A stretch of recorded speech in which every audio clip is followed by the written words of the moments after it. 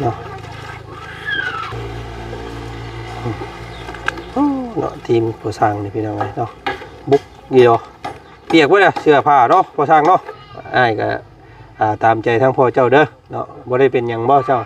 เนาะแล้วแต่เพิ่นเนาะอยู่น้ำกันนั่นแหละให้ได้เสร็จเนาะเราปั่นเสร็จแล้วเขาบอกให้ว่าอยากไปบุญแน่เนี่ยไว้ให้น้องมีโชคกับน้องมีใจเนาะ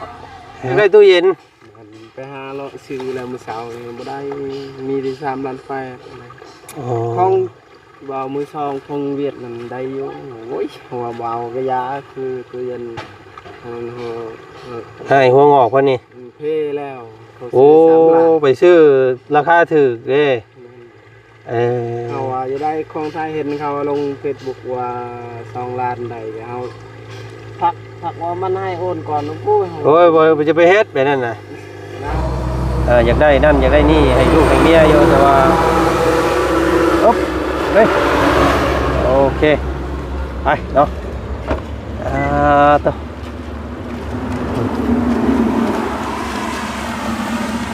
หมูไหวทางมันโหดดีพี่น้องไงขึ้นบ่ได้เนาะตกดีรอฝนก็ได้เมื่อคืนนี่ลึก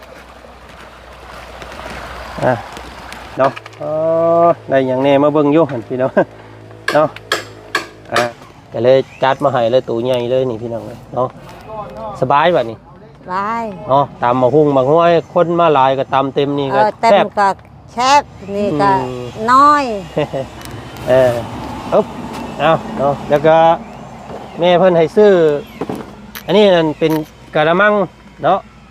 น้องล่างเพิ่นบ่ฮู้กะละมังฮู้กะละมังล้างถ้วยอันนี้เวลาสิล้างถ้วยแล้วตักน้ำใส่นี่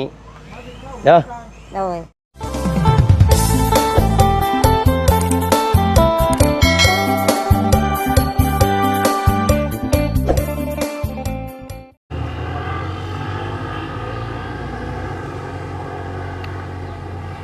ว้ายพอสร้างสิเทได้อยู่บ่บาทนี่ น้ำท่วมปลอได้สร้างแล้วบ่นี่มีแต่ปล่อยให้เพิ่นแข็งเองเพลงเพิ่นเนาะพี่น้องไงน้ำฝนเนาะน้ำจากท้องฟ้าพี่น้องไง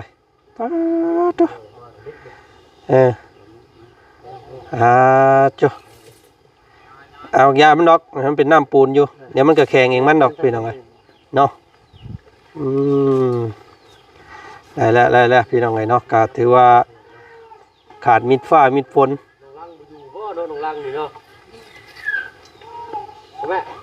ได้ฝนเนาะมันเดือบ่ลานมันปรีเทลานไว้บัดผสมปูนรอบหน้าเนาะทีมผู้สร้างนี่พี่น้องเนาะบุกเดียวเปียกไว้เลยเสื้อผ้าเนาะผู้สร้างเนาะ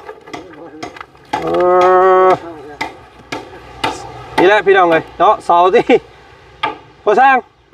ไปที่ได้เสานี่มันยังบ่ออกบาทนี่เนาะต้องได้เอาออกได้นี่พี่น้องเลยต้องทิ้ง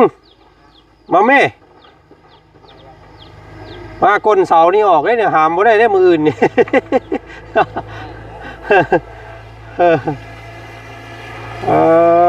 ตัวเนาะเสาเฮือนเพิ่นนี่อยู่พี่เด้อพี่น้องเด้อเนาะทรายค่ากับสียอดน้องพี่แล้วเนาะเพราะว่าพื้นที่มันอยากหน่อยทูนี่เนาะนี่สรุปแล้วก็ทรายค่าตกพี่ได้นี่พี่น้องเลยเนาะน้องทิ้งมาถามน้องทิ้งก่อนพี่น้องเลยเนาะเป็นนี่ใดพี่น้องเลย สบายดีน้องสบายดีน้องงามพี่น้องเลยเนาะกำลังเฮ็ดอีหยังปลุกเปกอยู่กำลังยังบ่แล้วอยู่เนาะพี่น้องเลย เนาะ ไม่มีเล็กตะปูนี่ละรถตะปูบ่ชัน เอารถเนาะแบ่งเอารถเดี๋ยวว่าจันซื้อมาให้เพิ่นใหม่อีกดอกแบ่งเอารถเฮ็ดกันซอยกันคือตรงไหนอันนอดินนั้นยังบ่ทันเฮ็ดมันฝนตกเนาะโจ้ก่อนก็ได้ช่วงมันแดดก่อน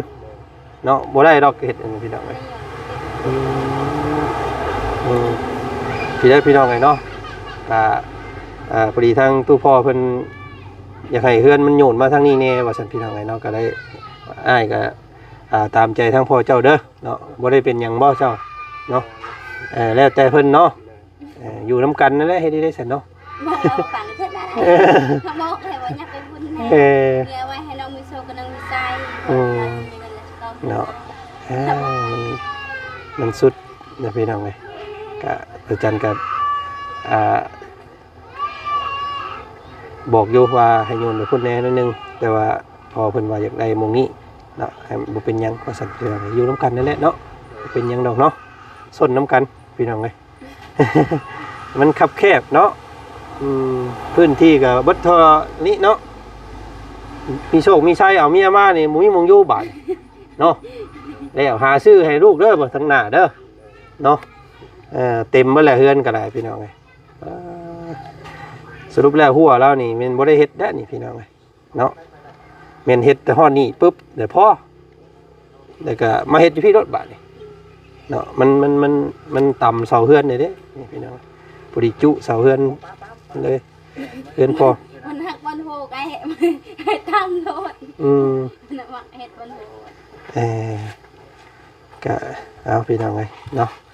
ทางปุ๊กคือบ่อะไรพี่น้องเอ้ยเนาะว่าจันก็ปุ๊กเพื่อนตามใจผู้อยู่ปุ๊กอู้ตามใจผู้นอนเนาะ น้องทิ้งเลยเอาอันน้องทิ้งไปเบรกเข่าเนี่ยเนาะพอดีทางอ้ายมีเมใจดีเพิ่นซอยเข่ามาให้น้องลังเพิ่นนี่แหละพอได้หนึ่งสู่แขกคนกินมื้ออื่นเนาะเมเพิ่นว่าย่านเข่าเราบ่พอพี่น้องไอ้ก็เลยเมเพิ่นได้ซื้อให้กระสอบหนึ่งแล้วก็พร้อมทั้งนั้นว่าเป็นหม้อแหกแต่กระโปะเนี่ยเนาะไปเนาะไปโอเคเนาะ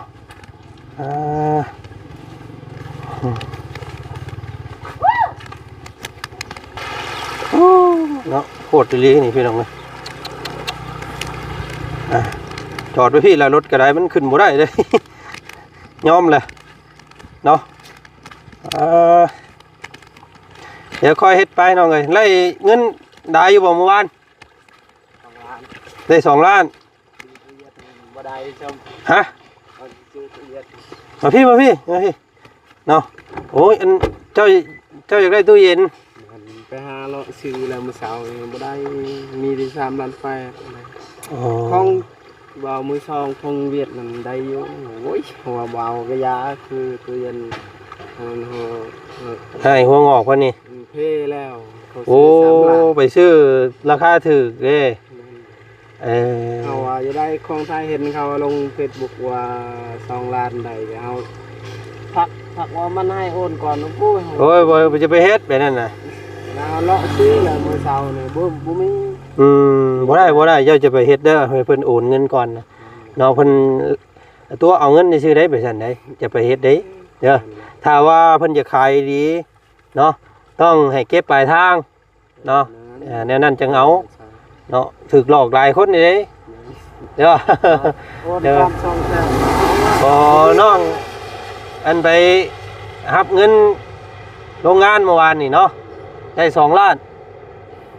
แต่ว่าอยากได้ตู้เย็นมาให้เมียโอ้ยพี่นางใหญ่แม่นนั่นแหละแล้วรับ 5,000 บาทกับประมาณ3 ล้านปลายตัวน้อยก็บ่มีฮอดคุณไปหน้าบ่คุณไปหลอกแม่นมีห้านอ้ายไปซื้อแต่เก่าอยู่หน้าบ่พุ่นแหละแม่นเฮาคิดอยู่นั่นแหละสิคิดว่าเพราะว่าของไทยเด้เป็นของอันนั้นพี่น้องเอ้ยเนาะซื้อมาให้หลายคนอยู่เขาน้องสอนเขาน้องอันนั้นก็หลายคนอยู่ซื้อมาให้ แต่ว่ามันระดับ3ล้านปลายเกือบ4ล้านพุ่นแหละเป็นของไทยเป็นของดีพี่น้องเอ้ยเถื่อนาย เนาะโอ้สู้ๆก่อนได้สักพี่น้องเอ้ยเนาะเพราะว่าอยากกินน้ำเย็นเวลามันร้อนเนาะแล้วก็อยากเวลาเฮากินข้าวของบ่เบิดแล้วเฮาสิได้แช่ไว้เนาะอยากได้ตู้เย็นให้ลูกพี่น้องเอ้ยโอ้ยนี่เลยเดี๋ยวเฮ็ดอันว่าดินแม่เพิ่นแล้วนี่ก็แม่เพิ่นจ่ายให้อีกล้านนึง แต่ว่ายังเฮ็ดบ่ได้เนาะมันเหนียวดินนั้นเดี๋ยวให้มันแดดซะก่อนจังเฮ็ดค่อยเฮ็ดไปซื้อข้าวช่องเปามือซื้อหมดแค่ว่าบ่ได้ซื้อข้าวได้ได้3ล้านตายได้อยู่ซื้อข้าวนั้นล้าน2เปาเอาไอ้นิบมันไม่ใช่นี่พี่น้องไงเด้อเบิ่งพี่น้องไงมื้อนี้อ้ายซื้ออันนี้มาให้น้องเจ้านี่ซื้อข้าวพี่น้องไงเนาะมาแบกเอาเบิ่งอยู่เบิ่งว่าไอ้เอานี่ออกก่อนมาสู้น้องทิ้งก็ได้พี่น้องไงแต่ว่าต้นทุนชีวิตบ่มีเนาะอยากได้นั่นอยากได้นี่ให้ลูกให้เมียอยู่แต่ว่าอ๊บเฮ้ยโอเคไปเนาะต่อ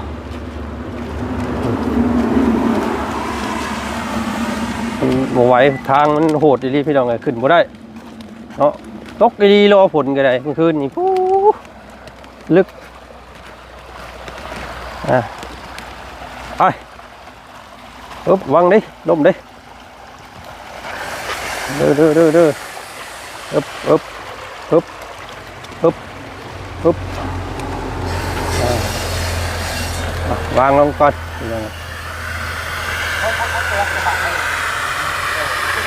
ปึ๊บน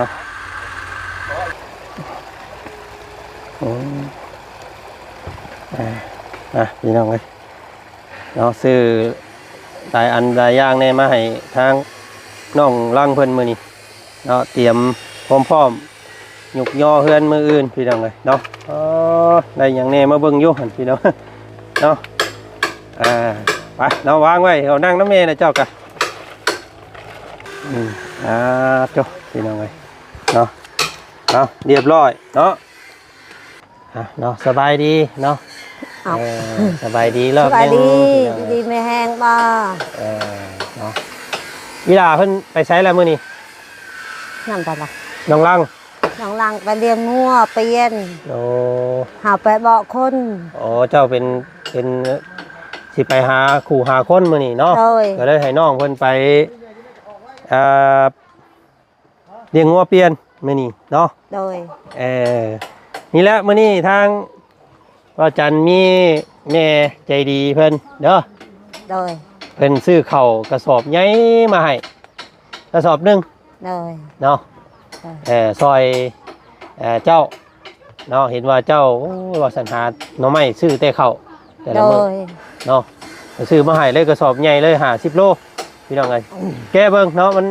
เป็นที่ใดหนึ่งเบิ่งพี่น้องเอ้ยมันงามอยู่บ่ข้างนอกข้างในมันแต่ว่าข้าวอยู่ทั้งนี้บ่ค่อยงามเนาะมันอยากเดืองๆนิดนึงเนาะเรื่องละเปื่อยข้าวราคาถูกแต่ส่วนหลายเพิ่นเอาข้าวเกรดแบบว่าบ่ค่อยดีปานใดบ่คืออยู่เขตบ้านเบาจัน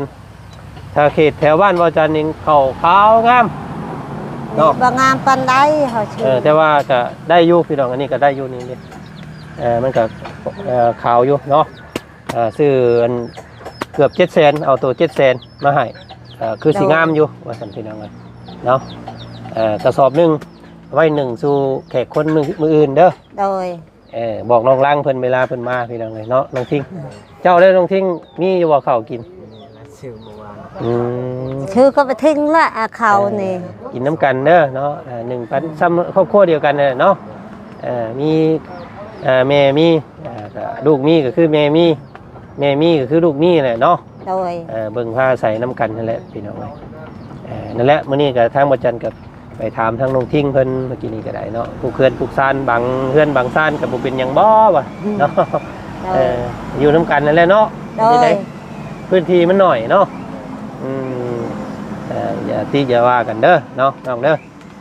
ให้ได้ๆซั่นเนาะมาเฮ็ดให้มีความงดงาม มาเบิ่งอันนี้มื้อนี้พี่น้องเอ้ยเนาะทางบ่จันซื้อ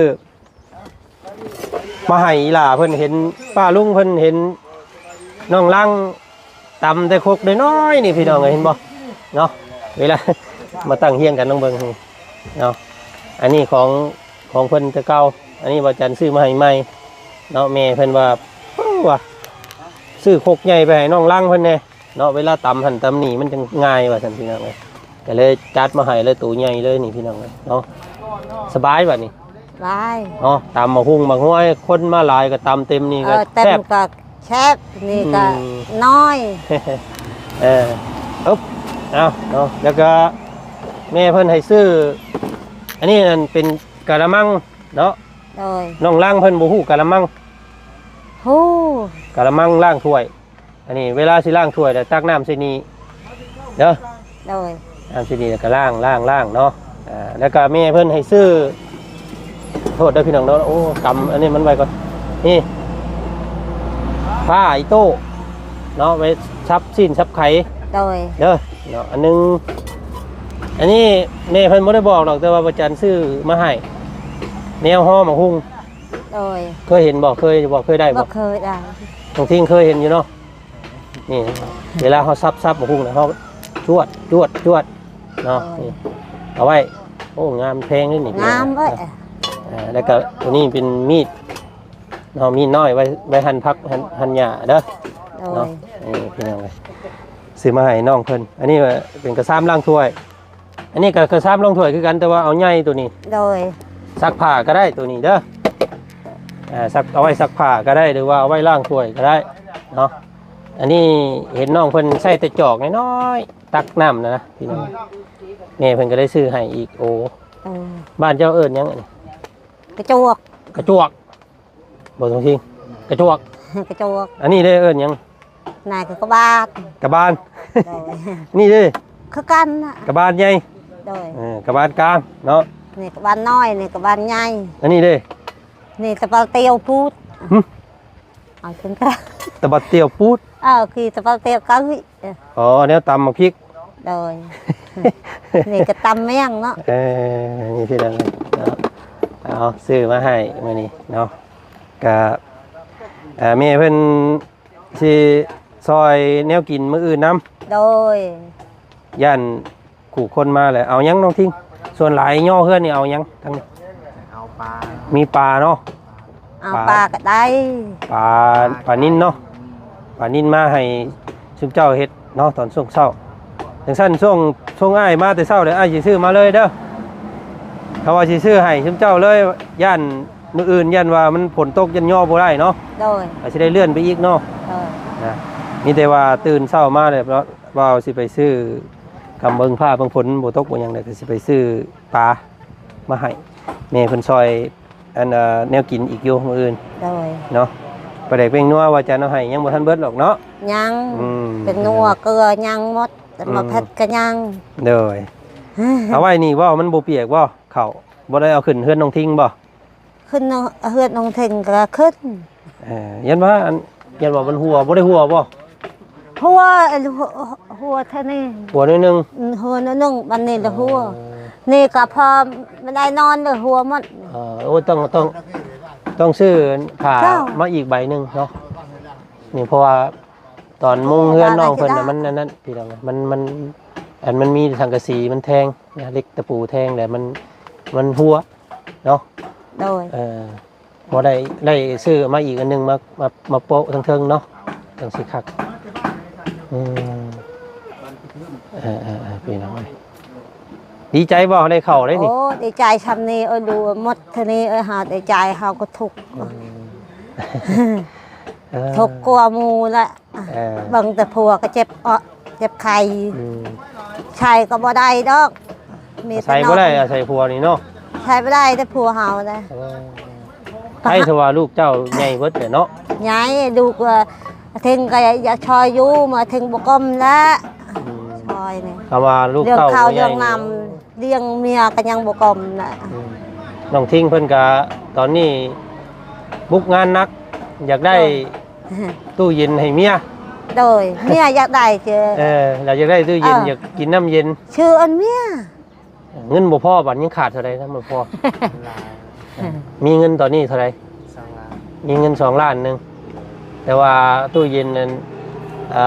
ล้าน3 ล้านปลายเนาะ 3 ล้าน8 3 ล้าน5ยังขาดอีก2 ล้านว่าซั่นซะ โดย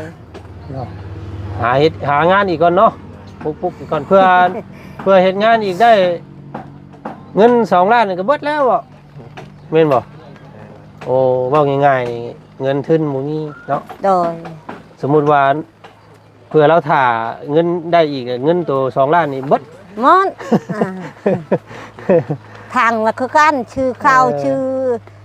เป็นนัวชื่อมอน พี่น้องพี่น้องคิดยังไงสัตว์เอาอดออมเอาน้องเด้อเนาะพี่น้องเนาะคอยอดคอยออมเอาจากมือจากวันเจ้าอาจจะดีขึ้นกว่านี้เนาะทั้งทิ้งอ้ายติดตามเจ้ามานี่ก็หลายปีเลยพี่น้องจักปีแล้วเฮาฮู้จักกันมาฮอดแล้วบ่3 ปีมัน3 ปีกว่าเลยเนาะพ่อตั้งแต่น้องงามจ้อยๆพวกพี่น้องตัวนี้จนอ้วนมาเลยงามเมียเจ้าเดี๋ยวนี้เนาะเจ้าว่าได้ไดงามขึ้นบ่ พี่น้องคนบ่ค่อยปากแล้วเราก็ได้เนาะได้ยิ้มอย่างเดียวพี่น้องเนาะ ปะให้ยังเนี่ย บ่ว่าคนบ่ค่อยปากเรานะ มันไม่อยากปากนะแบบนี้นะคนยานคนดุหาวเขากันหมด โอ้ นี่ยังเปิดหมู่นะยังยานอีกเอิญ ไป เขา หาห ยา มู่ ว นี่มีอยู่บ่หมู่เจ้าหลายอยู่บ่หาน้ำเด้อเนาะฮอดถึงกันพี่น้องที่เพิ่นก็มาฮอดเจ้าที่เจ้าก็ฮอดเพิ่นเนาะแนวกินบ่ยากดอกมื้ออื่นที่อ้ายสิซื้อมาให้พวกปลาเอาปลานิ่นเนาะแล้วแต่ชุมเจ้าสิเฮ็ดกินเด้อมาต้มหรือว่าก้อยลาบก็แล้วแต่เนาะเดี๋ยวเราว่าสิซื้อมาหลายอยู่แม่เพิ่นซอยมาประมาณ1,000 กว่าบาทเนาะบ่จันซื้อของพี่น้องแม่เพิ่นให้ซื้อของนี่ก็ซ้ำใหญ่ก็ซ้ำน้อยโอ้แล้วก็คกแล้วก็ข้าวพี่น้องแล้วก็ตามที่แม่เพิ่นบอกเนาะอันนี้ก็แม่เพิ่นบ่ได้สั่งแต่ว่าบ่จันซื้อมาให้เพิ่นคือสิจำเป็นในครัวเรือนเพิ่นอยู่เพราะว่าต้องตำบักหุ่งเนาะ โดย ให้คนกิน เอ้าแม่เพิ่นชื่อข้าวชื่อน้ำให้นี่เพิ่นนั่งเบิ่งอยู่ได้นี่เนาะอยากเว้าหยังกับเพิ่นบ่ อย่าว่าหนาถึง เออ ดีใจแล้วอยู่ดีไม่แห้ง เอาขอบใจเพิ่นแน่ คือขอบใจอ่ะนะ เอานมมือขอบใจหั่น ดีใจแล้วคนชื่อนี่ชื่อเขาได้ชื่อชาญได้คนทางไอ้ตนนางลังแม่ลังดีใจชุดๆคนอยู่ดีไม่แห้งเก็บยังได้ใครยังมีอ่อนลำอ่อนรวยเชื่อเบาทำนี้ละเฮาเป็นเบาไอ้นี่ ได้แล้วเนาะแม่เพิ่นกับบ่ได้ออกซื้อออกเสียงพี่น้องแม่เพิ่นบอกว่าให้เอิ้นเพิ่นแม่ใจดีแม่ใจบุญเด้อ โดย เนาะเพิ่นบ่ให้ออกซื้อเพิ่นอยู่ปูนคำมหาสมุทรพุ่นแหละเนาะประเทศสวิตเซอร์แลนด์ฮู้เคยได้ยินบ่ บ่ อ๋อต่างประเทศพุ่นแหละ เฮาบ่ได้ยิน เนาะ ยินก็บ่ได้ยินเห็นก็บ่ได้เห็นฮู้จักแต่ชื่อมันขอโทษขออภัยเด้อหาบ่ฮู้ เด้อพี่น้องเอ้ยก็น้องล้างเพิ่นบ่อยู่มื้อนี้ให้แม่เพิ่นกับน้องทิ้งเนาะครับมีแต่เก็บไว้เนาะเดี๋ยววันจันทร์สิมาให้น้องเพิ่นเบิ่งอีกทีนึงเนาะบ่มีแต่สากนี่อยู่บ่สากขายนี่บ่มีสากตำนี่ มี ใหญ่อยู่สากเจ้าเนาะ ใหญ่มีแล้ว เอาพี่น้องเอ้ยเงินส่วนที่มันยังเหลือเดี๋ยววันจันทร์สิโฮบไว้อันซื้อแนวกินมื้ออื่นเนาะแม่เพิ่นซอยซื้อในกิน 1,000 แต่ว่าเงินจากเดือซื้อข้าวซื้อเครื่องใช้นี่แหละเนาะสิเอาเป็นซื้ออันว่าเครื่องกินมื้ออื่นเลยเนาะยันพอคนเนาะลองเบิ่งจักคนสิหานี่หลายบ่ หลาย20เนาะประมาณ20คนเด้อย่างให้ได้พี่น้องกันหน่อยแล้วยันย่อบ่ขึ้นได้ใหม่นักสิ ไม่ดิบนะทำไร ไม่มันดิบแน่ ดิบ มันนัก นัก ยันบ่แพ้มัน บ่แพ้ วันพุธวันที่19พี่น้องเอ้ยเนาะวันงามยกยอเฮือนน้องลังเนาะ ยอแต่เช้าได้ลูกเอ้ยแต่6 โมง ถ้าลูกตื่น 9 โมงก็ ถ้าลูกตื่นก่อนยันตื่นบ่ทันเพื่อช่วยหน้าเพื่อหาน้ำอาบ น่ะยังkhi cầu mong là thế bao chưa บ่ให้กาย9 โมงเนาะ hả 9 โมง เป็นมอง เด็กเก่าได้งามพี่น้องยอจะได้มีความเก่าหน้าเนาะสวัสดีพี่น้องไงเนาะจะขอมุกขอบใจทางแม่แต่ก็ขอบใจทางน้องทิ้งเด้อเนาะขอบใจเจ้าหลายๆพี่น้อง เด้อแม่เด้อให้ร่ำให้รวยเยอะอยู่ดีมีแฮงเด้อความเจ็บให้ได้ความใครอย่าให้มีเด้อสาธุเลยพี่น้องไงน้องทิ้งคนสู่ชีวิตอยู่พี่น้องไงเนาะมีแต่ติดไว้ก่อนนี่คำว่าอยากได้เงินก่อนเดี๋ยวไอ้สิเอาให้ก่อนเด้อฮะ โอ้ย ยังเอาเงินให้เดี๋ยวมันยังเบิดบ่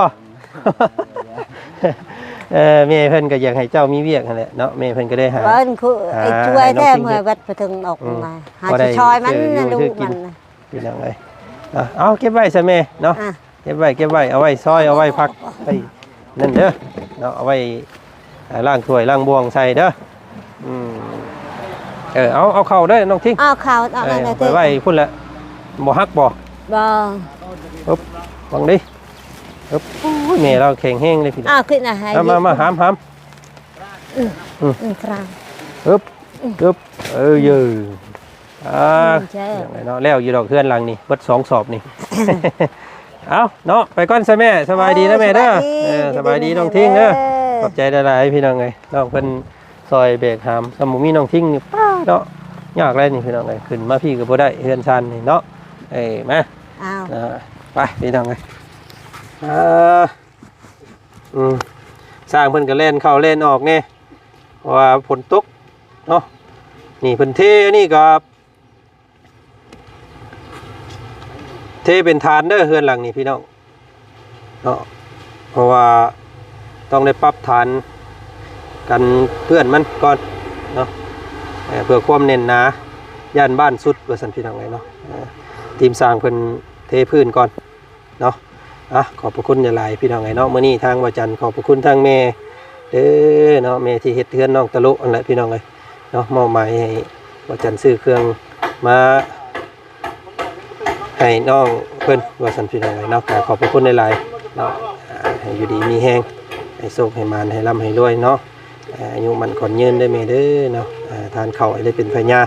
ทานปลาให้ได้เป็นพระเจ้าเนาะมั่งมีเงินคำเนาะสิ่งสำคัญคือสุขภาพร่างกายแข็งแรงจากโรคภัยไข้เจ็บเด้อแม่เนาะสาธุพี่น้องเนาะน้องเพิ่นบ่อยู่มื้อนี้เดี๋ยวสิให้น้องเพิ่นขอมกขอบใจอีกเนาะคลิปนี้ขอตัวก่อนพี่น้องสบายดีเด้อเนาะ